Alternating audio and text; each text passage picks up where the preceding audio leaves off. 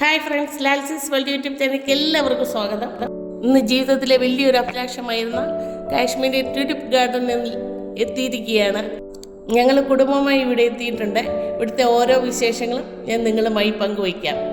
ശ്രീനഗറിലെ ഡാൽ തടാകത്തിന് സമീപമായി സബാവൻ മൗണ്ടിൻ്റെ താഴ്വാരങ്ങളിൽ സ്ഥിതി ചെയ്യുന്ന സ്ഥലത്താണ് ട്യൂലിപ്പ് ഗാർഡൻ നിർമ്മിച്ചിരിക്കുന്നത്.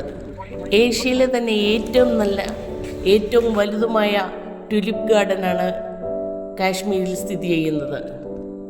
30 ഹെക്ടർ സ്ഥലത്ത് നീണ്ടു നിവർന്ന് കിടക്കുന്ന ഈ ട്യൂലിപ്പ് ഗാർഡൻ മാർച്ച് 20 ജനത്തിന് തുറന്നു കൊടുക്കുന്നത്.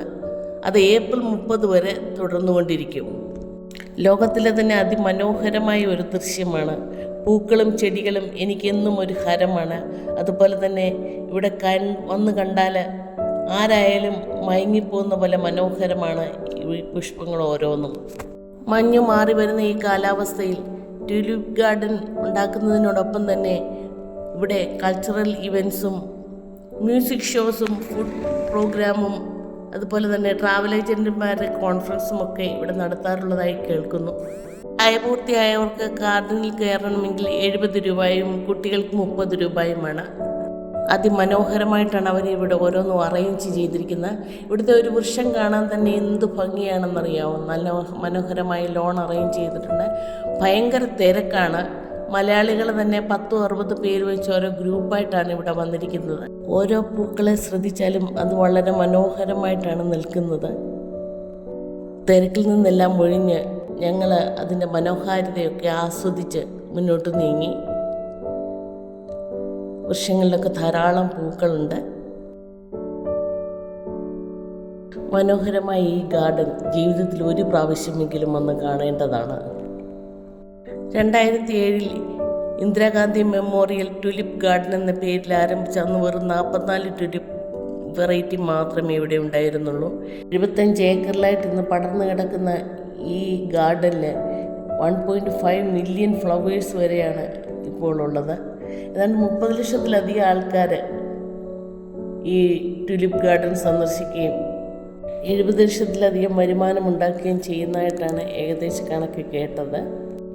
1620 കാലഘട്ടങ്ങളിൽ കസാക്കിസ്ഥാനിലോ അഫ്ഗാനിസ്ഥാനിലോ ജന്മനാടായ ഈ ട്യൂലിപ്പ് ഫ്ലവേഴ്സ് അവിടുന്ന് ഡച്ച് വ്യാപാരികളാണ് പല സ്ഥലങ്ങളിലേക്കും എത്തിച്ചത്. ലില്ലി വർഗത്തിൽ പെട്ട ഈ ഫ്ലവേഴ്സ് പെട്ടെന്ന് പിടിച്ചെടുക്കാൻ ബുദ്ധിമുട്ടാണെന്നാണ് പണ്ട് ധരിച്ചിരുന്നത്. പക്ഷെ കാലം പുരോഗമിച്ചപ്പോൾ ധാരാളം നട്ടുപിടിപ്പിക്കുകയും പെട്ടെന്നത് പൂക്കുകയും ചെയ്യുന്നതായിട്ട് കാണുന്നുണ്ട്. നെതർലൻഡിലെ 800-ൽ പരം വെറൈറ്റി ട്യൂലിപ്പ് ഫ്ലവേഴ്സ് ഉള്ളതായിട്ടാണ് അറിയുന്നത്. ഓരോരുത്തർക്കും ഓരോ ഇഷ്ടാനിഷ്ടങ്ങളാണല്ലോ. എനിക്കെന്നും ചെടികളും പൂക്കളും ഒരു ഹരമായിരുന്നു. അതുകൊണ്ട് തന്നെ ട്യൂലിപ്പ് ഗാർഡൻ വളരെ മനോഹരമായിട്ട് തന്നെയാണ് എനിക്ക് തോന്നിയത്. ഞങ്ങൾ കുടുംബമായി സന്ദർശിച്ചത്. പല ഷേപ്പിലും രൂപത്തിലുമൊക്കെ ചെടികൾ കുഴിച്ചു വെച്ചിട്ടുണ്ട്. ഭൂരിപക്ഷവും ഒറ്റ ലൈനായിട്ട് ഒരേ വെറൈറ്റി ഒരേ കളറുള്ള ഫ്ലവേഴ്സ് ഒരേ ലൈനിലാണ് വെച്ചിരിക്കുന്നത്. കാണാൻ വളരെ മനോഹരമാണ്. ഒരു പൂവേൽ ഒരു പുഴു കുത്തുകയോ അല്ലെങ്കിൽ വാടി തളർന്ന് കിടക്കുകയോ കാണുന്നില്ല. പല കളറിലുണ്ട് എന്നുള്ളതാണ് വളരെ സന്തോഷകരമായ കാര്യങ്ങൾ. ചില സ്ഥലങ്ങളിൽ പല കളറുള്ള ചെടികൾ ഒന്നിച്ച് കുഴിച്ച് വെച്ചിട്ടുണ്ട്. അതിൻ്റേതായ ഭംഗിയുണ്ട്.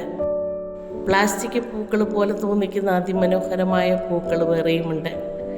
ഒന്നിൻ്റെയും പേരെനിക്കറിയില്ലായിരുന്നു. അതിനടുത്തായിട്ട് തന്നെ വെള്ളം കുടിക്കാനുള്ള സൗകര്യം അറേഞ്ച് ചെയ്തിട്ടുണ്ട്.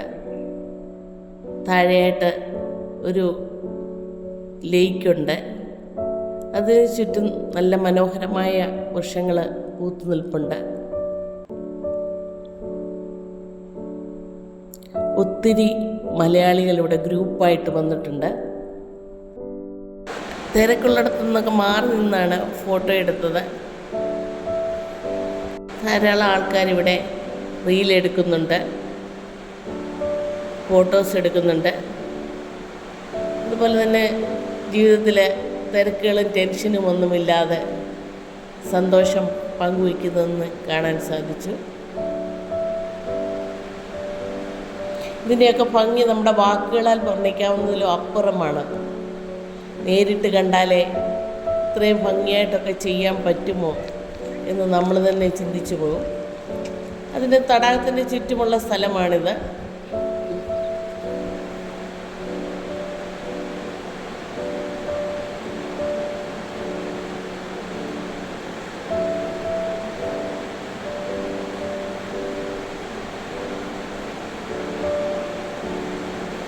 വെറും ഒറ്റ മാസമേ ഇത് കാണുകയുള്ളല്ലോ എന്നുള്ളൊരു സങ്കടം മനസ്സിൽ തോന്നി. കാരണം ഇത്രയും മനോഹരമായ ഫ്ലവേഴ്സ് മറ്റുള്ളവർക്കെല്ലാം കാണാൻ പറ്റാൻ സാധിക്കുകയായിരുന്നെങ്കിൽ എന്ത് ഭംഗിയായിരുന്നു എന്ന് വിചാരിച്ചു. പല കളറിലും പല രൂപത്തിലും ട്യൂലിപ്പ് ഫ്ലവേഴ്സ് അല്ലാത്ത ഫ്ലവേഴ്സും ഈ ഗാർഡനിൽ കാണാവുന്നതാണ്.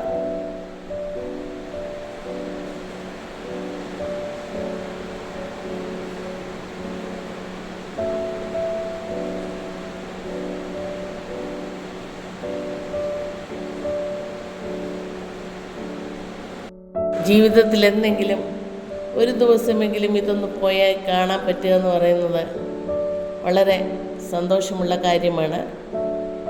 അതിനായി ഓരോരുത്തരും ശ്രമിക്കുന്നത് വളരെ നന്നായിരിക്കും. ഉണ്ടാക്കുന്ന പ്ലാസ്റ്റിക് പൂക്കൾ തോറ്റുപോകുന്ന ഭംഗിയിലാണ് ഓരോ പൂക്കളും ഇവിടെ ഉണ്ടായിരിക്കുന്നത്. പല ആംഗിളിൽ പല രൂപത്തിൽ തിരക്ക് കുറച്ച് ആൾക്കാരുടെ മുഖം വരാതെ എടുത്ത ഫോട്ടോകളാണിത്. എല്ലാവർക്കും പോകാൻ പറ്റുമെന്ന് നമുക്ക് പറയാൻ പറ്റില്ല. എന്നാലും പോയി കാണുക.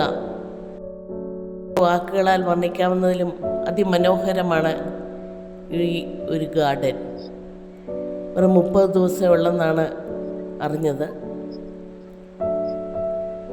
മാർച്ച് 20 ഓപ്പണായാൽ ഏപ്രിൽ 30 ക്ലോസ് ചെയ്യും. ഒരു മാസമേ അതിൻ്റെ മനോഹാരിത നിലനിൽക്കുകയുള്ളൂ എന്നാണ് അവിടുന്ന് ആൾക്കാർ അറിയിച്ചത്. അവിടെ നിൽക്കുന്ന മരങ്ങളിൽ ഉണ്ടാകുന്ന പൂക്കളും വെട്ടി നിർത്തിയിരിക്കുന്ന മരങ്ങളും അതിമനോഹരമാണ്. 10-40 ലക്ഷത്തോളം ആൾക്കാർ ഇത് സന്ദർശിക്കുന്നുണ്ടെന്ന് അറിയുമ്പോൾ തന്നെ നമുക്കറിയാമല്ലോ എന്തായിരിക്കും ഇതിൻ്റെ ഒരു ഭംഗിയെന്ന്.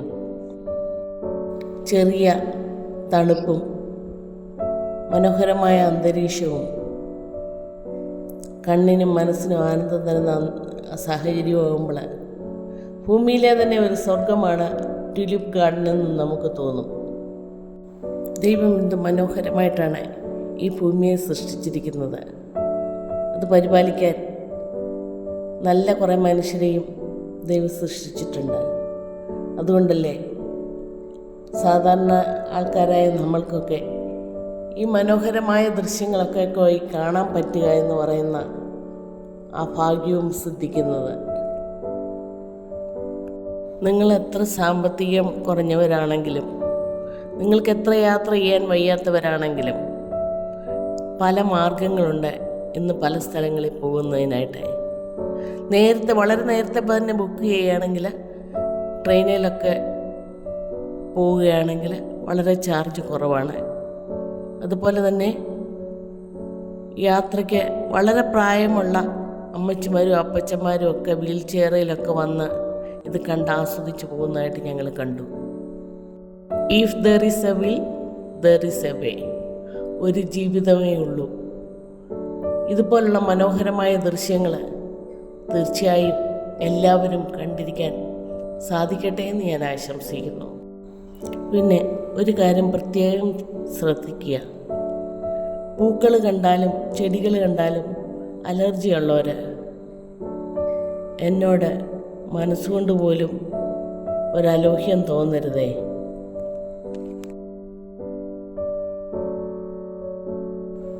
നിങ്ങൾക്കെൻ്റെ വീഡിയോ ഇഷ്ടപ്പെട്ടുവെങ്കിൽ ലൈക്ക് ചെയ്യുക, ഷെയർ ചെയ്യുക, സബ്സ്ക്രൈബ് ചെയ്തിട്ടില്ലാത്തവർ സബ്സ്ക്രൈബ് ചെയ്യുക. വീണ്ടും ഒരു വീഡിയോയുമായി വരാമെന്ന പ്രതീക്ഷയോടെ നിർത്തട്ടെ. Thank you.